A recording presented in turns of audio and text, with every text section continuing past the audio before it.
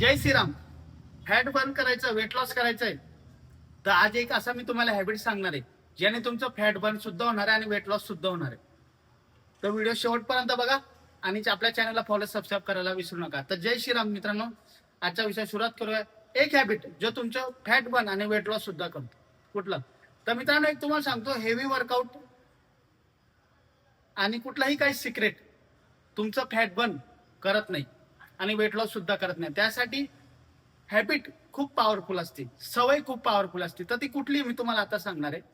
मित्रांनो, दररोज तुम्ही जेवण झाल्यानंतर कमीत कमी 15 ते 20 मिनिटं चालले तर तुम्हाला याचा फायदा खूप होणार आहे. कारण की हीच एक हॅबिट आहे की जेवणानंतर कमीत कमी 15 ते 20 मिनिटं तुम्ही चालले तर तुमचं फॅट लॉस सुद्धा होणार आहे आणि वेट लॉस सुद्धा होणार आहे. तर कसं मित्रांनो, जेवणानंतर 15 ते 20 मिनिटं चालल्याने आपलं ब्लड शुगर कंट्रोलमध्ये येतं, डायजेशन इम्प्रूव्ह होतं आणि फॅट बर्न करायला हेल्प होत असते आणि जी एक्स्ट्रा कॅलरीज असते ती बर्न होत असते जेवण झाल्यानंतर.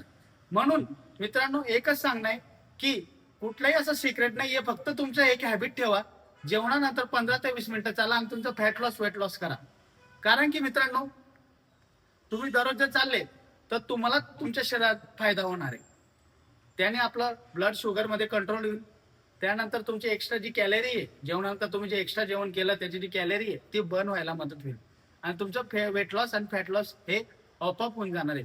म्हणून मित्रांनो, एकच सांगणं आहे की तुम्ही एक सवय लावा, ही सवय, आणि त्यासोबत तुमचा डाएट आणि वर्कआउट कंटिन्यू ठेवा. तुम्हाला 100% रिझल्ट येणार आहे. तुम्हाला कुठलेही मॅजिक पिल वगैरे कुठलाही काही घ्यायची गरज पडणार नाहीये.